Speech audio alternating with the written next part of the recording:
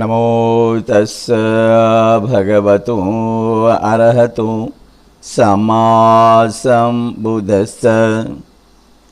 नमो तस्स भगवतो अरहतो सम्मा सम्बुद्धस्स।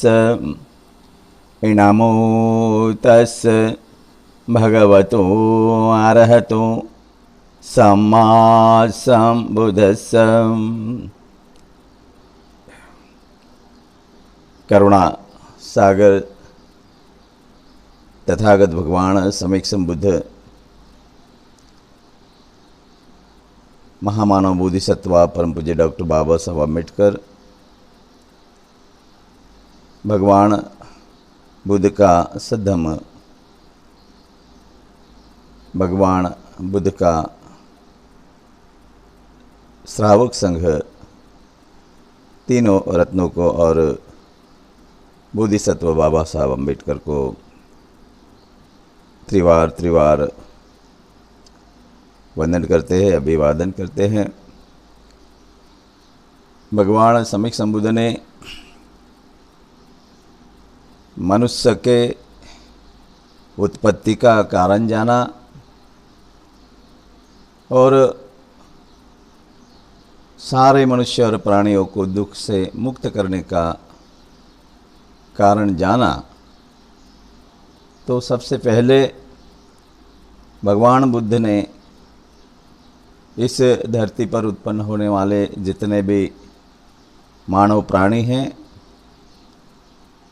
इन मानव प्राणियों को सबसे पहले, जिसे मनुष्य कहते हैं, मनुष्य क्या होता है, उसका धर्म क्या होता है, उसका अर्थ क्या होता है, उसका उद्देश्य क्या होता है, जो सदियों से मनुष्य अविद्या में था, धीरे धीरे उसे समझ आ रही थी, लेकिन वे इस अंधकार में भटका चला जा रहा था।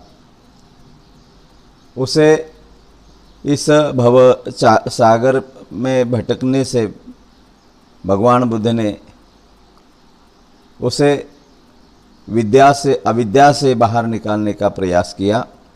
तो सबसे पहले मनुष्य का धर्म क्या होता है, मनुष्य का कर्तव्य क्या होता है, यही भगवान बुद्ध ने उसे समझाया, बताया। और इसलिए भगवान बुद्ध ने सबसे पहले इस मनुष्य को, जो पंचशील कहते हैं, जो भगवान बुद्ध ने सील दिया है, वो सील सबसे पहले देकर मनुष्य के क्या कर्तव्य होते हैं, इस कर्तव्य से इस मनुष्य को उजागर किया है। भगवान बुद्ध का धम्म ये मानवतावादी धम्म है। भगवान बुद्ध का जो धम्म है वो किसी धर्म, किसी जाति, किसी मज़हब और किसी प्रकार के पंथ में भेद नहीं रखता। हर इंसान से मतलब रखता है और इंसान दिखते हुए भी उसमें इंसानियत का अभाव होता है। उस अभाव को भगवान बुद्ध ने अभाव से उस मनुष्य को भगवान बुद्ध ने बचाने का काम किया है। भगवान बुद्ध ने पंचशील दिया है, जिस पंचशील में भगवान बुद्ध सबसे पहले तो जब मनुष्य प्राणी पंचशील ग्रहण करते हैं तो सबसे पहले त्रिशरण लेना होता है। भगवान बुद्ध को हम 3 बार नमस्कार करते हैं, नमो तस्सा भगवतो अरहतो सम्मा सम्बुद्धस्स। और उसके बाद हम 3 शरण जो कहते हैं, त्रिशरण जो कहते हैं, तीनों शरणों में हम जो हैं बुद्ध शरण, धम्म शरण, संघ शरण, ये तीनों महारत्न जिसे कहते हैं। दुनिया में जो महारत्न होते हैं वे बुद्ध, धम्म, संघ, और इस तीनों शरणों को हम पहले शरण जाते हैं, मन से शरण जाते हैं, श्रद्धा से शरण जाते हैं, और श्रद्धा से शरण जाने के बाद हम पंचशील ग्रहण करते हैं। तो पहले 3 बार शरण जाने का मतलब ये हम समझे कि हम बार बार क्यों 3 बार क्यों शरण जाते हैं। तो भगवान बुद्ध ने सबसे पहले मनुष्य को अपने मन से अगवा किया है, अपने मन से उजागर किया है और मन का मतलब समझाया है। हम पंचशील के बारे में सिर्फ बात करेंगे कि जिस पंचशील भगवान बुद्ध ने जो कहा है कि हर मनुष्य को मनुष्यता प्रदान की है, मनुष्यता बहाल की है। इस मानवता का मतलब क्या होता है, उद्देश्य क्या होता है, अर्थ क्या होता है, ये समझाने का काम किया है। और ये जो मनुष्य है उसका जो धर्म उससे समझाकर उस धर्म से उसको नीति से रहने का जो अवसर प्राप्त करवा दिया है भगवान बुद्ध ने, वो पंचशील जो है उस पंचशील को हम समझने का प्रयास करेंगे। भगवान बुद्ध हम बुद्धं शरणं गच्छामि, धम्मं शरणं गच्छामि, संघं शरणं गच्छामि, द्वितीयंपि बुद्धं शरणं गच्छामि, द्वितीयंपि धम्मं शरणं गच्छामि, द्वितीयंपि संघं शरणं गच्छामि, तृतीयंपि बुद्धं शरणं गच्छामि, तृतीयंपि धम्मं शरणं गच्छामि, तृतीयंपि संघं शरणं गच्छामि। 3 बार बुद्ध धम्म संघ को शरण जाते हैं तो हमारा जो ये चित्त होता है बुद्ध को, धम्म को और संघ को बड़ी श्रद्धा से और एकाग्र भाव से, एकाग्र मन से जो है वो शरण जाना होता है। तो इसीलिए हम पहली बार जब शरण जाते हैं तो हो सकता है कि हमारा चित्त कहीं भटकता हो, हम मन से तो भगवान को शरण नहीं गए, बुद्ध धम्म संघ को शरण नहीं गए।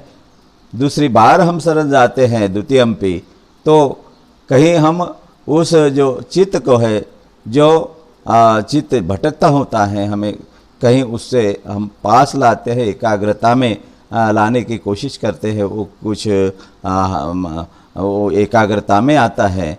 तो एकाग्रता में आता है, दूसरी बार हम शरण जाते हैं बुद्ध धम्म संघ को।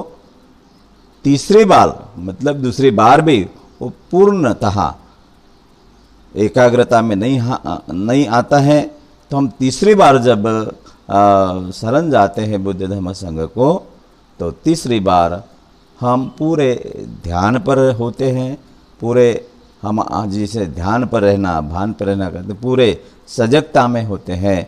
अब पूरा हमारा ध्यान होता है कि हम बुद्ध धम्म संघ को शरण जा रहे हैं। तो बड़ी श्रद्धा के साथ चित्त को एकाग्र करने के बाद हम भगवान बुद्ध धम्म और संघ को शरण जाते हैं। तो इस समय हम हमारे चित्त को जो भटक रहा होता है उससे हमने जो है एकाग्र कर लिया है, मतलब हम पूरे अभी इस वक्त ध्यान पर है।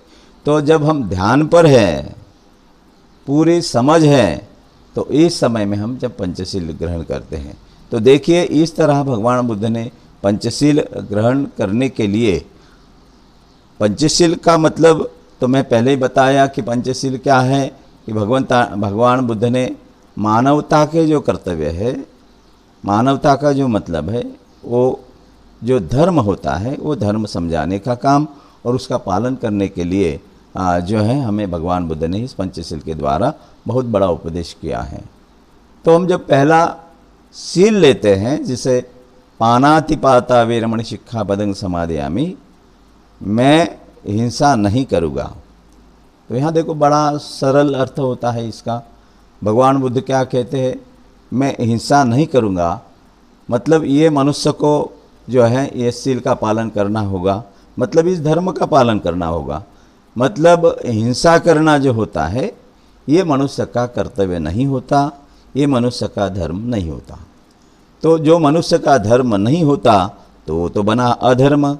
जो मनुष्य का कर्तव्य नहीं होता तो इस अकर्तव्य से रोकने के लिए, और अधर्म हमारे हाथों नहीं होना चाहिए, तो अधर्म से रोकने के लिए भगवान बुद्ध ने हमें हिंसा नहीं करना चाहिए। हिंसा नहीं करना चाहिए मतलब हिंसा नहीं करना यही मनुष्य का धर्म बनता है, हिंसा करना ये अधर्म होता है। तो देखिए भगवान बुद्ध ने हमें धर्म का पालन करने के लिए जो है भगवान बुद्ध हमें सिखाते हैं, और अधर्म से बचने के लिए भगवान बुद्ध हमें सिखाते हैं।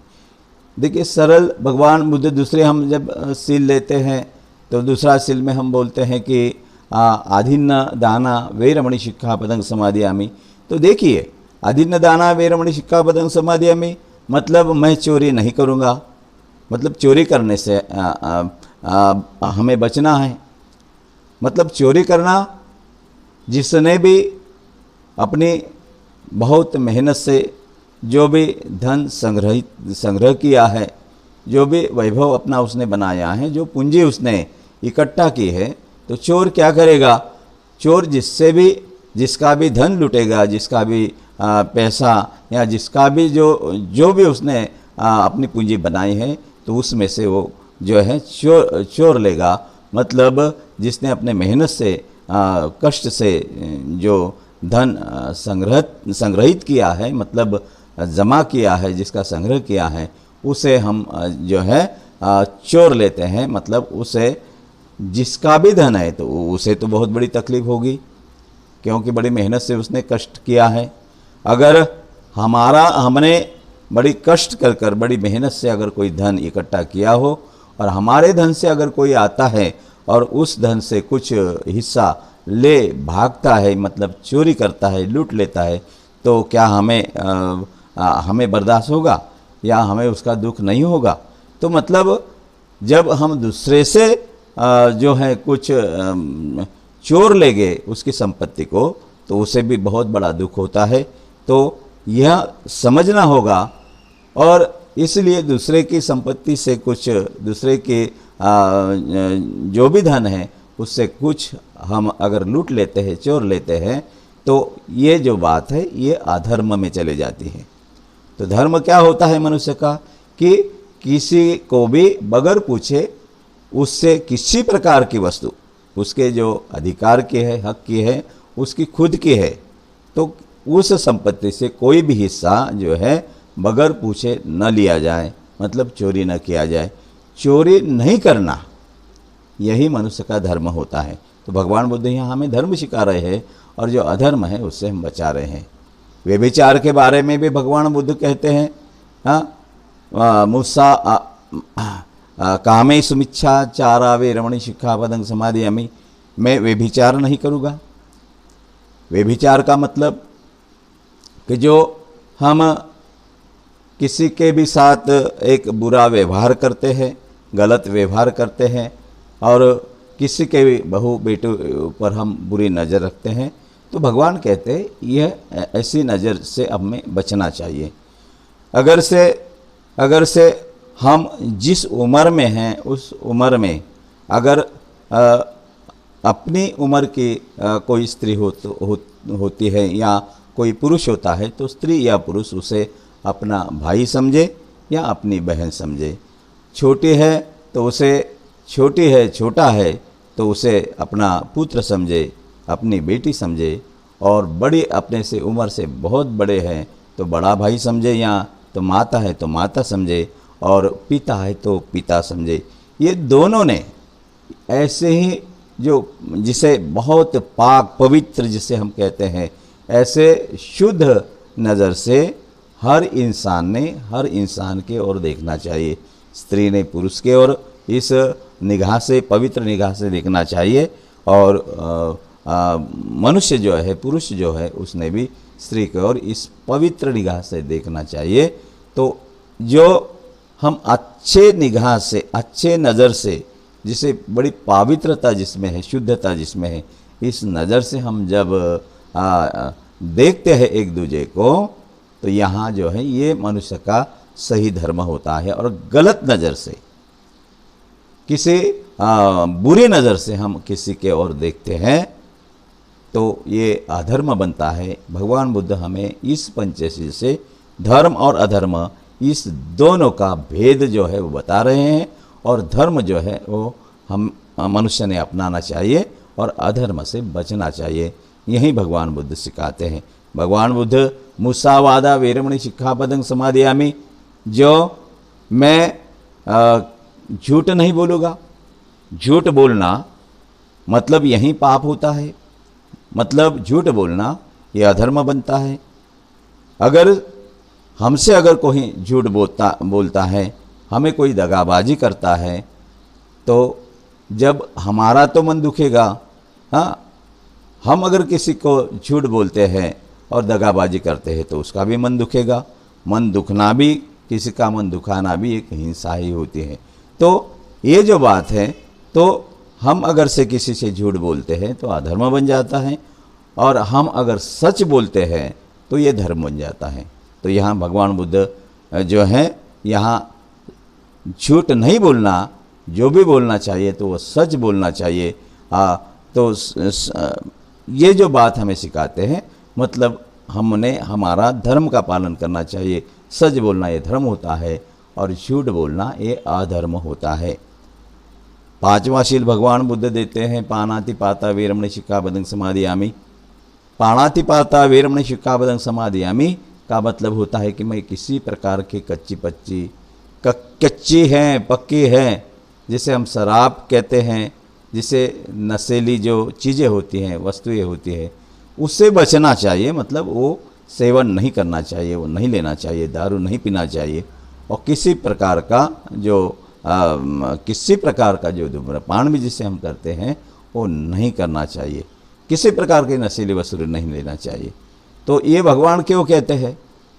नशीली चीज़ें सेवन करने से भगवान हमें क्यों रोकना चाहते हैं? भगवान इसलिए रोकना चाहते हैं कि हम जो भी नशीली चीज़ें लेते हैं, तो जो नशीली चीज़ें होती है तो हमें क्या करती है? हम जो ध्यान पर होते हैं तो ध्यान से भटकाती है, हमें सजग नहीं रहने देती, हमें बेशुद्ध करती है। मतलब हमें शुद्धि पर नहीं रहने देती, हमें बेसावध करती है, मतलब हमें सावध नहीं रहने देती। और जो आदमी बेसावध होता है, जो आदमी नशे में होता है, बेसावध होता है, ध्यान पर नहीं होता है, तो जो बेशुद्ध होता है, बेसावध होता है, वो किसी प्रकार का कोई भी जो कर्म है वो सावधानता से नहीं कर सकता। सावधानता से नहीं कर सकता मतलब वो कर्म का भेद ही नहीं समझ सकता। अच्छा क्या होता है और बुरा क्या होता है, उसका जो भेद है वो भेद नहीं समझ पाता, क्योंकि वो शुद्धि पर नहीं होता है, वो बेशुद्ध होता है, और इसलिए वो किसी भी प्रकार का बुरा कर्म कर सकता है। अगर नशीली चीज़ें लेने वाला आदमी हो तो देखिए ये हिंसा भी कर सकता है। नशीले चीज़ें लेने वाला आदमी हो तो ये चोरी भी कर सकता है, व्यभिचार भी कर सकता है, झूठ भी बोल सकता है। तो इसी प्रकार के सारे जो शील है, मतलब मनुष्य के जितना भी मनुष्य के कर्तव्य है, मनुष्य के जितने भी मनुष्य का जो धर्म होता है, इस धर्म का वो पालन करने के लिए सक्षम नहीं बनता, और वो अधिक से अधिक अपने जीवन में जो है अधर्म के जो कृत्य है, अधर्म के जो काम है, वही काम वो अपने जीवन में करता।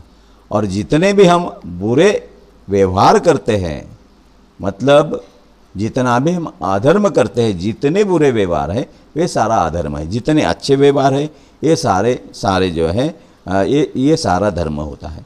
तो भगवान बुद्ध ने इस पंचशील से सबसे पहले सदियों से अंधकार में डूबा हुआ जो इंसान है, सदियों से अंधकार में भटक रहा हुआ जो इंसान है, उसे सबसे पहले भगवान बुद्ध ने यहाँ जागृत करने का प्रयास किया।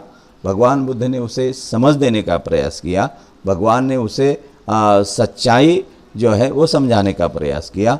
भगवान ने उसे मनुष्य तो यहाँ उत्पन्न हुआ है ना, तो यहाँ मनुष्य उत्पन्न होने के बाद तेरा क्या धर्म बनता है, तेरे क्या कर्तव्य होते हैं, मनुष्य का अर्थ क्या होता है, और मनुष्य का ये जीवन जीने का उद्देश्य क्या होता है, ये उद्देश्य समझाने के लिए और ये उद्देश्य को जो है पाने के लिए भगवान बुद्ध ने सबसे पहले मनुष्य को जो है ये कर्तव्य सिखाए, मतलब धर्म सिखाया।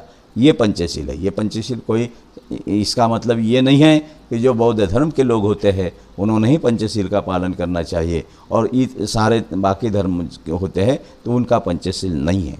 जो मनुष्य हैं, चाहे हिंदू हो, चाहे मुसलमान हो, चाहे सिख हो, चाहे ईसाई हो, दुनिया में यहाँ उत्पन्न होने वाला, पैदा होने वाला जो मनुष्य है, ये सारे मनुष्यों के लिए पंचशील ये बहुत महत्वपूर्ण है। जो भी पंचशील लेगा तो अपने जीवन में जो है वो जो पुण्य संपादन का जो मार्ग है, वो पुण्य संपादन का मार्ग जो है वो बड़े गति से पार कर सकता है। और यहाँ अगर ये जीवन वो प्राप्त कर सकता है तो आगे जो उद्देश्य है मनुष्य का, वो उद्देश्य पूर्ण करने के लिए बड़ा समर्थ बन जाता है, बहुत समर्थ बन जाता है। और इसलिए भगवान बुद्ध का ये पंचशील सारे दुनिया ने उसका स्वीकार किया है।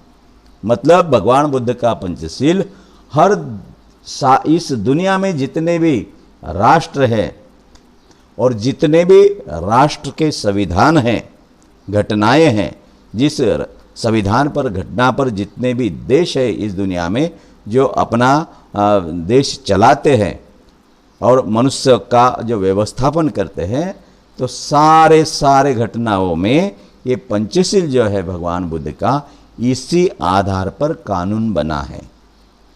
चाहे भारत का संविधान हो, चाहे अमेरिका का संविधान हो, चाहे पाकिस्तान का हो, चाहे बांग्लादेश का हो जाए, थाईलैंड का हो जाए, चीन का हो, दुनिया में जितने देश हैं वो सभी ने यहाँ पंचशील को अपनाया है और संविधान के तहत हर देश में उन्होंने अपना कानून बनाया है कि मनुष्य जो है वो धर्म का पालन कर सके। और इसलिए हम देखते हैं कि कोई अगर चोरी कर लेता है तो सरकार उस पर कार्रवाई होती है, उसको सज़ा होती है। कोई अगर हिंसा करता है तो उसको सज़ा होती है। ये कोई भारत में ही नहीं होती, हाँ, दुनिया के हर देश में कि अगर कोई हिंसा करता है तो उसे सज़ा होती है। अगर कोई चोरी करता है तो उसे सज़ा होती है।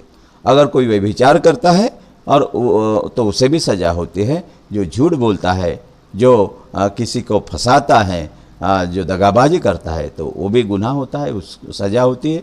और जो मद्य सेवन करता है उसके लिए भी कानून बना है,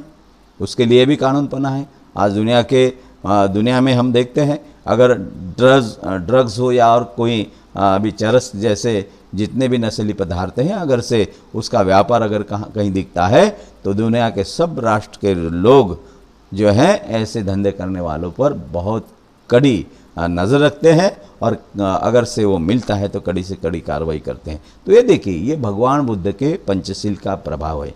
मतलब सारे दुनिया के इंसान को भगवान बुद्ध ने मनुष्य का धर्म सबसे पहले सिखाया है। और मनुष्य का धर्म सिखाने के बाद मनुष्य का उद्देश्य जो होता है, उस उद्देश्य के मार्ग पर भगवान बुद्ध जो है ले जाते हैं। भगवान बुद्ध ने मनुष्य का जो मनुष्य के उत्पत्ति के कारण बताए हैं, मनुष्य के जो है नष्ट होने के कारण बताए, ये तो बहुत बड़ा सिद्धांत भगवान बुद्ध का है।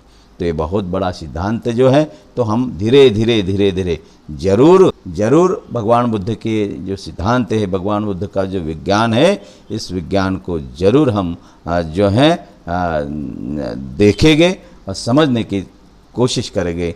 हम आज इस पंचशील को ही समझे और पंचशील को समझने के बाद इस पंचशील का बड़ी श्रद्धा भाव के साथ उसका आचरण करें और अपने जीवन का जो अर्थ है, मनुष्य का जो धर्म है, उसका पालन करें। यहीं आप सभी से मैं इस अवसर पर सभी को पंचशील का पालन करें ताकि सभी का मंगल हो और सभी का कल्याण हो। सभी के प्रति मंगल भाव व्यक्त करूँगा। नमो बुद्धाय। जय भीम।